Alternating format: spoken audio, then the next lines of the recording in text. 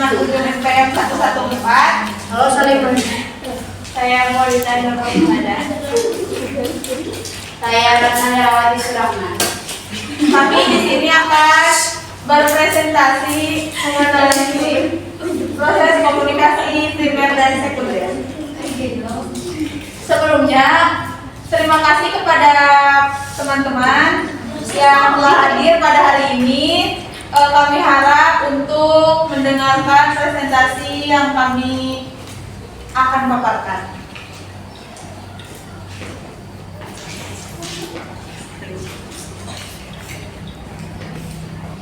Baik, di sini ada proses komunikasi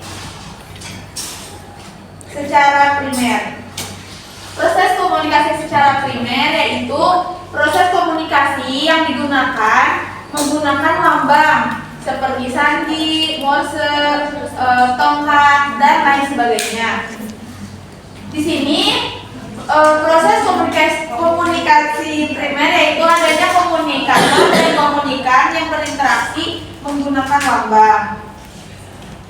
Terus, menurut Sackman mengatakan bahwa komunikasi dikatakan berhasil apabila sesuai dengan kerangka yang ada dalam proses komunikasi. Selanjutnya yaitu ada proses komunikasi secara sekunder, yaitu proses penyampaian pesan yang dilakukan oleh komunikator kepada komunikan menggunakan alat media seperti telepon, smartphone, televisi, radio, dan lain sebagainya. Nah, untuk menggunakan atau melakukan komunikasi secara sekunder ini lebih baik seperti komunikasi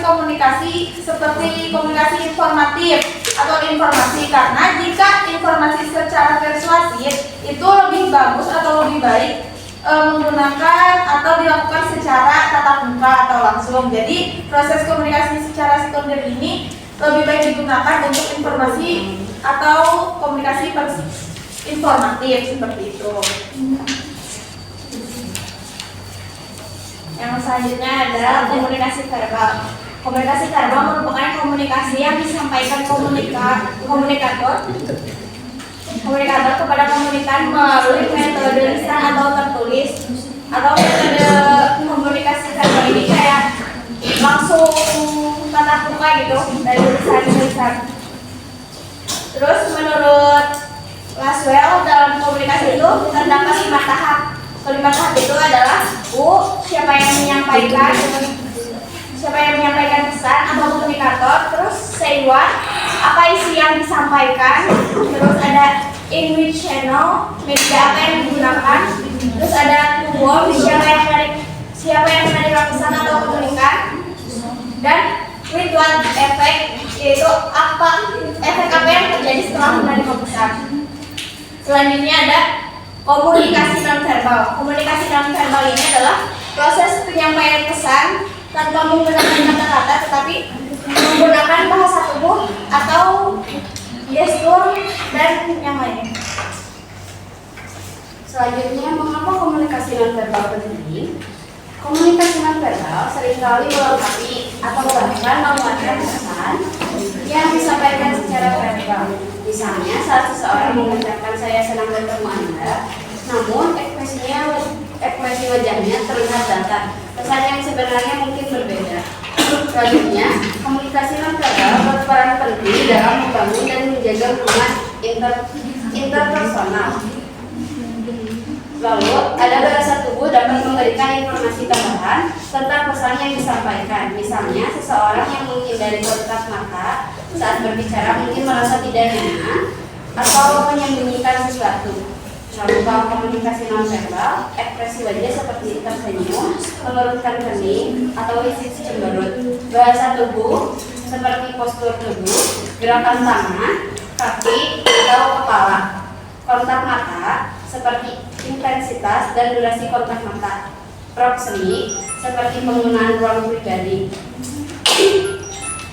Para bahasa seperti nada suara, volume, kecepatan berbicara. Pentingnya memahami komunikasi nonverbal sangat penting dalam berbagai aspek kehidupan, seperti interaksi sosial. Interaksi sosial membangun kita berinteraksi dengan orang lain secara lebih efektif. Profesional membantu kita membangun hubungan yang baik dengan rekan kerja dan klien. Hubungan personal membantu kita memahami perasaan dan pikiran yang kita sayangi. Baik, kesimpulannya yaitu tadi proses komunikasi itu ada dua, proses komunikasi secara primer dan proses komunikasi secara sekunder. Yang tadi primer itu menggunakan lambang, kalau misalkan sekunder yaitu menggunakan alat media seperti smartphone, televisi dan lain sebagainya. Dan ada juga komunikasi nonverbal yang merupakan bagian integral dari proses komunikasi, bagaimana kita memperhatikan dan memahami ekspresi wajah, bahasa tubuh, dan lain sebagainya untuk proses komunikasi secara jelas dan terstruktur. Baik, selanjutnya yaitu sesi diskusi. Di batas 3 orang. Saya video. Ya, silakan Robi. Contoh dari proses komunikasi primer dan sekunder di pasarnya itu Contoh dari proses sekunder dan primer. Ada lagi yang mau bertanya? Ya, silakan Amatun. Izin bertanya, perkenalkan nama saya Amatun Nadira dengan FPM 04103111107. Izin bertanya, ada nggak sih hubungan gitu, contoh kasus, tapi hubungan juga antara si komunikasi primer sama sekunder ini bisa hubungan gitu. Terima kasih. Yang menjawab pertanyaan Robi ya, contoh proses komunikasi di kehidupan sehari-hari yang primer itu seperti percakapan langsung atau ekspresi langsung. Kalau misalnya di gunung bisa pakai semapur apa saling maksud? Soalnya menggunakan lambang. Terus selanjutnya yang contoh komunikasi sekunder kayak misal di media sosial itu kan ada interaksi terus atau chat sama teman berduaan. Jadi menjawab Amatun. Pertanyaan Amatun. Tadi apa contoh hubungan antara komunikasi primer dan sekunder? Yaitu kan tadi kalau primer itu menggunakan bisa tetap muka langsung atau menggunakan lambang. Kalau misalkan sekunder itu kan melalui media sosial atau alat media seperti telepon, smartphone, dan televisi.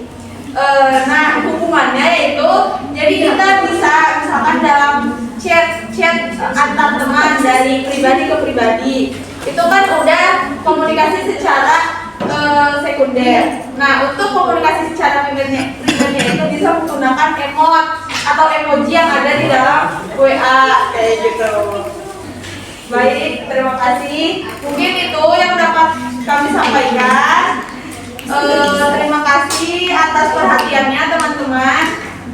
Semoga apa yang kami sampaikan bermanfaat bagi semua. Amin. Terima kasih. Wassalamualaikum.